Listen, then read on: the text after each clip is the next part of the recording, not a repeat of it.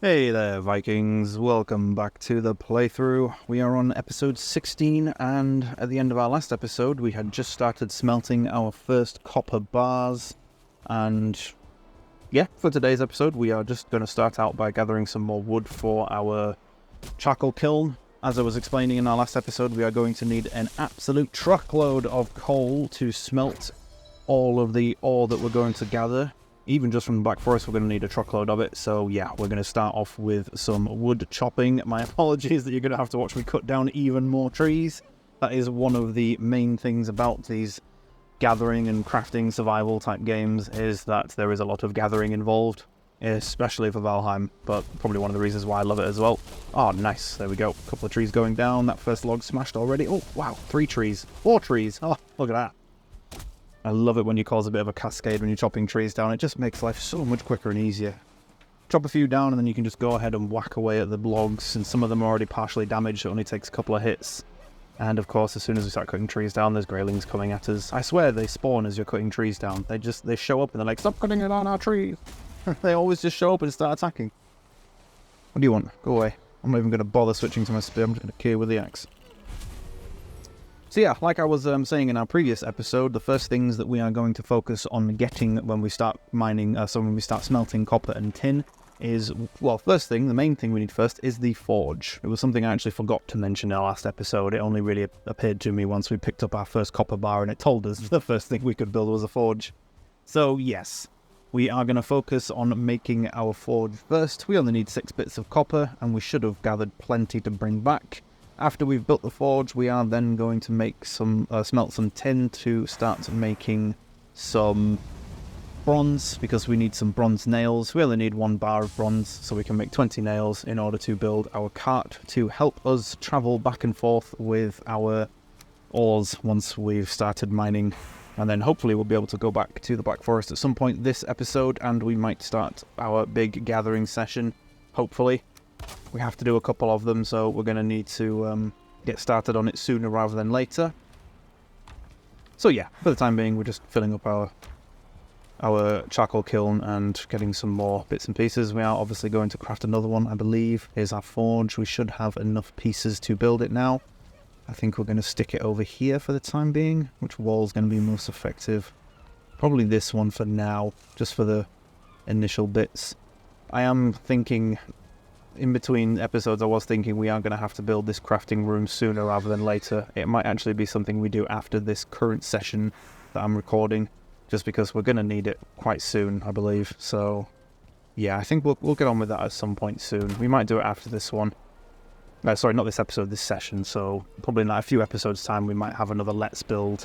So what I'm thinking of doing when I actually do that is I'm going to do the building in between episodes, and then what I'll do is I'll show you at the start of like the next episode, here's my new building that I've spent all this time building, rather than having another Let's Play episode where you're just watching me build over and over again. But if people do want to see that, feel free to let me know in the comments, and I will upload it as a separate episode, like a separate video that's just called Let's Build Our Crafting Room, and then I'll put in like the description that it's for the playthrough. I could probably do that. At least that would be some content that I could add.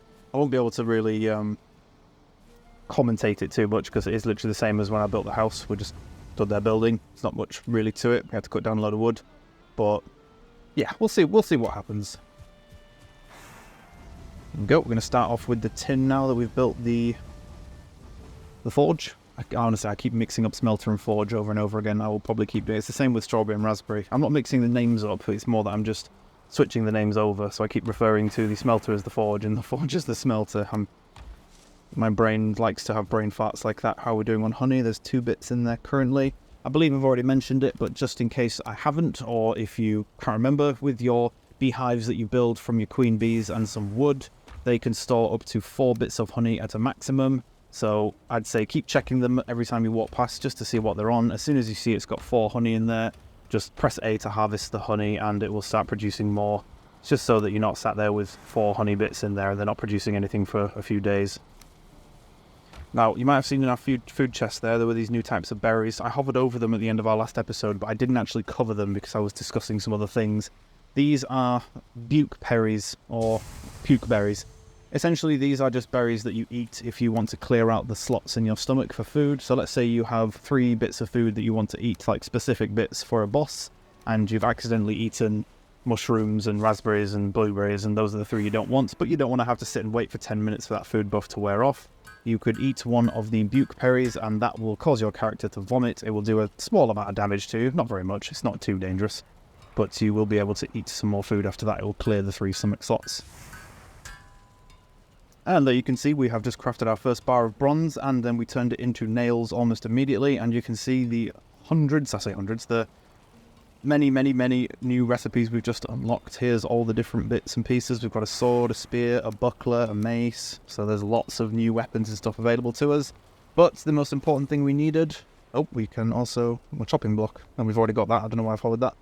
We can also now make our cart, which is the main thing that I wanted. There it is, it's in our crafting menu. All we need now is 20 bits of wood and 10 nails. Good thing about bronze when you're turning it into nails is that it's 1 bar of bronze for 20 nails, so it does make life mega easy when it comes to actually getting nails that you need. There is another important thing we'll need nails for, which is our next level of boat. We'll need 80 of those, so that's something we will have to save up for once we have a decent amount of copper and tin. But yeah, now that we've got those nails, we can start thinking about going off and starting our big farm. The beehives have 3 in there. I might as well take them. I actually want to start eating honey as one of my 3rd bits because it does have a decent amount of stamina on it. Pop those in there with that. We'll wait until we've got a decent amount of them first before we start using them for food. Let's repair up our items. Yeah, I think we might actually start thinking about going back and starting off, although this day is already about halfway through, so we won't get a huge amount of time to mine unless we go through the night time again. Let's just look at some of the recipes. There's the bronze axe we're going to need. Butcher knife, that's the other one we want. So with tin, there are a couple of things you can build with tin. One of the things you might have seen when we picked up tin bars was the cooking pot. So that is one of our first cooking stations that we can actually make different recipes with. But one of the other things I want from tin is the butcher knife. So this is one of the only weapons in the game you can build that will actually kill your tame animals. It's a good thing actually, because it means that if you're randomly swinging or chopping things down near your tame animals, you won't damage them by hitting them with your axe or your hammer or a sword or anything like that. You have to have this knife specifically, and it is a one-shot as well. It does, I think you can see there, it does about 500 odd damage. So it's a one-shot, you don't have to stand there hitting them over and over again. It's not like you need to get into a fight, but yeah, this is what we need to use. Now what we're going to do is we're going to leave Barry and Bessie. We've got 3 baby piggies as well. We'll leave those as well. I don't even know if you can slaughter the babies. I don't think you can. But yeah, that's what we're going to do every time we slaughter pigs, is we're just going to leave Barry and Bessie as the main 2 and let them breed the numbers back up again. But now we've got some more boar meat, and we're going to just dump everything in the chests. And then I think we'll start looking at preparing to go for our first proper mining session, possibly.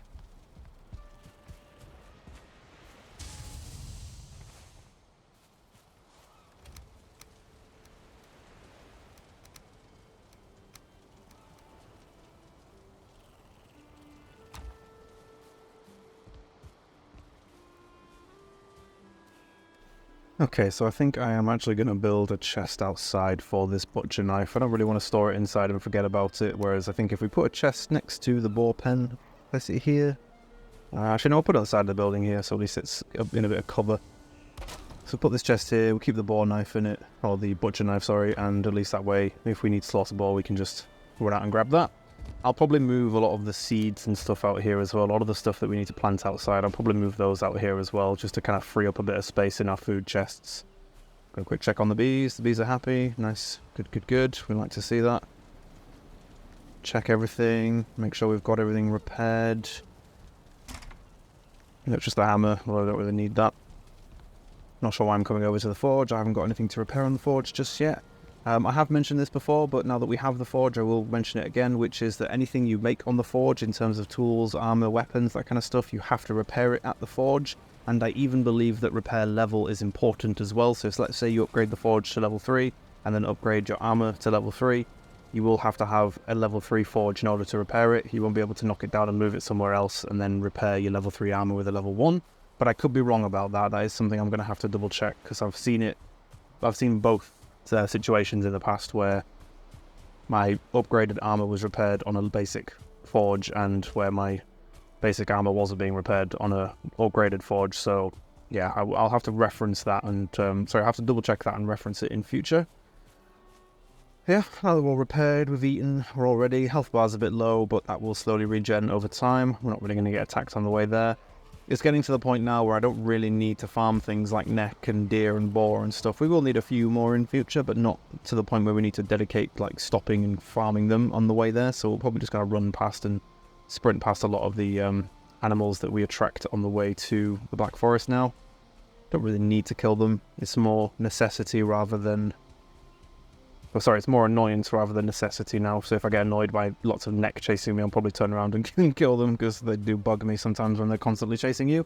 Especially boar, because boar can keep up with you whilst you're sprinting, which means that you could sprint for ages with a boar chasing you, trying to hit you, and it will just keep following all the way until it eventually loses interest. And it's interesting trying to work out what the aggro range for a lot of creatures is. Not aggro, sorry, but in terms of pulling range, like how far you can sprint away from where you attracted them before they'll stop chasing you and just run back. Some creatures have really, really long ones like boar, and some creatures like trolls have really small ones. Like you can try dragging a troll across a black forest and it will stop about halfway through and just turn around and bugger off. So yeah, it's an interesting mechanic, I will say, but we'll try and work that out. So at least we're back here now at daytime. One thing I am going to do as well is I'm going to put up some more campfires, some more bonfires around the copper node that we're trying to farm. I'm hoping that the fear range from the campfires themselves for the greylings and grey dwarfs will actually make them run away and not attack us. I'm hoping that it'll act as kind of like a barrier, almost like sticking up a wall, but it's just a few campfires. But the other benefit to that when we're farming at nighttime is, mining at nighttime, is that we won't have the cold debuff, which means our stamina will regen quicker, which is another good thing for that.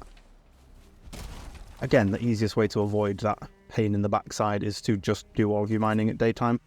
But yeah, at the minute we're spending a lot of time mining, so we're inevitably going to get caught here mining at nighttime, so we'll just have to try and come up with ways to deal with it. It's just to kind of avoid having to stop every couple of minutes and kill another round of grey dwarfs, and then stop another couple of minutes later and kill another round of them. They do get quite annoying.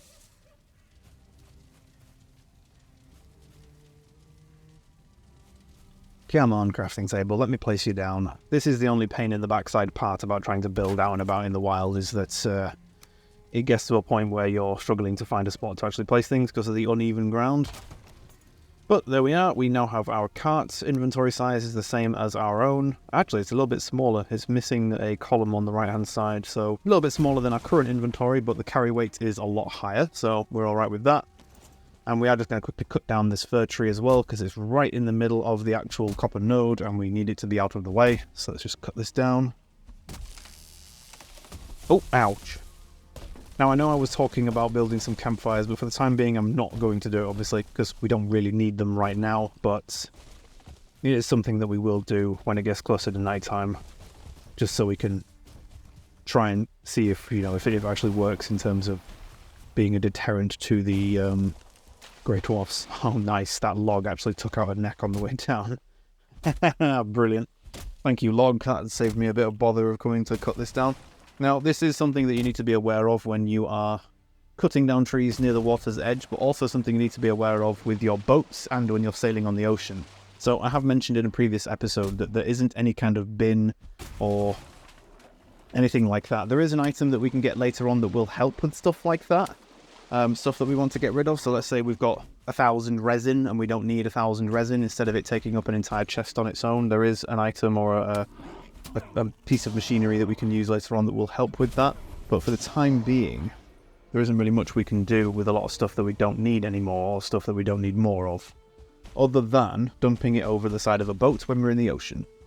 And the reason why is that some items will float and some items will sink when you drop them in the water. Depending on how deep the water is, you might be able to pick them up, you might not.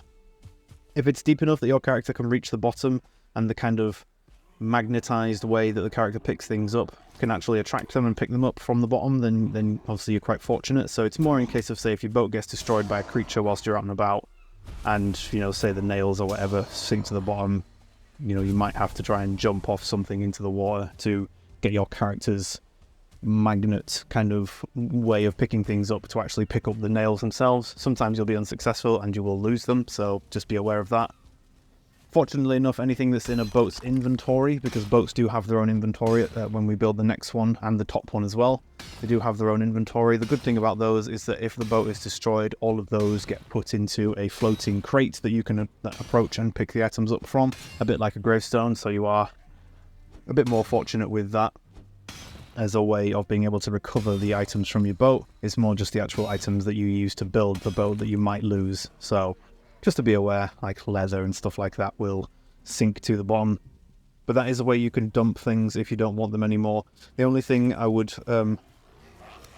maybe mention in terms of being cautious about is it might affect the world when it's loading in if you've got, like, I don't know, 700 stone that's been thrown over the side of the boat by the coast to the point where you can't pick it up, but maybe it has to load in those 700 stone every time. So yeah, you might want to find like chests and stuff, or have like a storage area where you can just dump all of your stuff you don't want anymore, and then once we've got the machinery to actually destroy it and get rid of it, we can just use that instead. Yeah, I'm just going to carry on with mining copper. That is the main thing that we need so far. Durability on these pickaxes is not amazing, so we are going to have to build the next level as soon as possible. But don't get me wrong, the durability upgrade to from the antler pickaxe to the bronze pickaxe isn't massive. Like, you'll still have to repair your bronze pickaxe, but it is a lot longer. It will last a lot longer than the current one. And obviously, as you can see, as we're mining here, we are still being chased and we're still attracting lots of grey dwarfs. And we are getting pretty close to nighttime as well, which is a bit annoying. We did come here pretty late in the day, so I'm not surprised actually. We are just going to continue mining, continue gathering some more copper. We are going to have to stop every now and then to clear out these bloody grey dwarfs.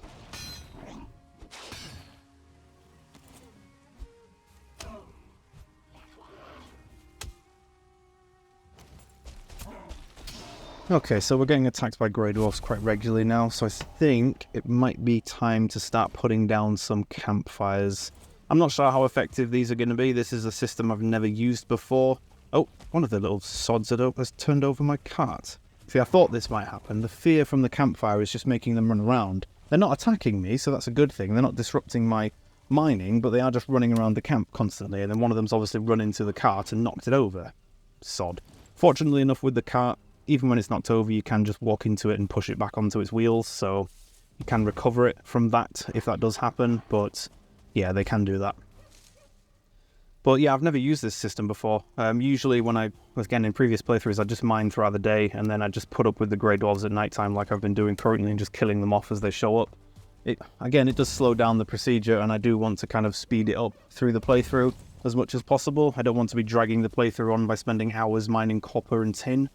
The good news is that in future biomes for metal harvesting and mining and stuff like that, it's going to be a lot quicker. The methods of getting them are quicker than this. This is probably the part that takes the longest in terms of mining ores. So yeah, I think it's more just, you know, the game's trying to like slow you down a bit with the hassle of dealing with grey dwarves. Maybe that's part of their AI, is that they're supposed to show up when you're removing things from the ground. They're trying to defend the world of Valheim, possibly. But that might be something more from a lore perspective. You know, when the greylings show up when you're cutting trees down, and grey dwarfs showing up when you're mining ore, you know, maybe that's their purpose in Valheim, is to stop you from taking things out of the ground. I could be completely wrong about that, so don't quote me. But yeah, so I'm not sure about the effectiveness of these bonfires. It seems to be working. There was a grey dwarf just then who ran straight past us but didn't stop and attack us, so they're not interrupting our mining. But my new concern now is that they are going to build up and build up. There's 5 or 6 of them now. So my new concern now is that more and more of them are going to keep showing up, and then by the time we actually finish mining, there's going to be like a group of 20 or 30 grey dwarfs all just stood around waiting for me to finish and take the campfires down so they can all run in and attack me. So that's going to be a good party to have at the end of this. So, oh, there's a grey dwarf shaman. Now that's the other thing as well. I didn't know whether or not the shaman and the grey dwarf shamans and the grey dwarf brutes would actually be affected by the fear of the fire. Oh, there you go, we just got poisoned by him. 8 seconds long. It's a moderate amount of damage, it's not too bad. But yeah, I didn't know if those two would be affected by being scared of bonfires. Maybe not, because they're more advanced levels of Grey Dwarves. So, obviously not, because that one came up and slapped me right in the face, so... Yeah, so this system doesn't appear to work very well. We might just have to avoid fighting at night time. And now you can see now that we've gone far enough away from the bonfires, all the Grey Dwarves are kind of swarming in to attack. So it kind of works as a bit of a deterrent, but it's not something I'd really recommend, to be honest. It hasn't exactly done as much in terms of any favours for preventing them from attacking us. If anything, I might actually stop mining here, because it is getting a bit overwhelming and there are quite a lot of them. We might just dump everything we've got in the cart and pop back home again. The good thing is that the cart is right next to the marker for the copper node. That copper node won't be... Sorry, the marker for the copper node won't be removed until we've actually cleared the whole thing out, or as much as we can get to. So we can just leave the cart here, and we'll always find it when we come back in future to continue mining this. But we might also have a dedicated Black Forest base at some point. It won't be in this section, and maybe if we travel back and forth for mining, but we're not going to have a permanent base here. It will most likely be where the merchant is, and it won't be anything massive. It'll probably just be a walled off area that just protects us whilst we're there. But yeah, for now we're just going to pop Ike there and head back home, sleep through the night, and yeah, we'll come back here tomorrow, hopefully at daytime, and get some more mining done. And I think this is another good point to a good point to end this episode. One thing I do want to mention real quickly before we end is that I am kind of slowing down the upload schedule for this series. I've been doing almost daily since the update came out. There's only been a few days that I've actually missed, but I think for the considerable future, for like the next couple of months at least, it's going to go down to at least one video every few days rather than, you know, every day or every other day. It's just whilst I'm kind of getting a handle on my work-life proceedings, things are getting a bit hectic at the minute, and accessibility for recording is not being as much as it was. So yeah, just so you're all aware, the upload schedule will slow down for maybe a month or two. Hopefully we can pick it back up as soon as possible. But yep, thank you all for watching. I hope you've enjoyed this episode, and I will catch you in the next one.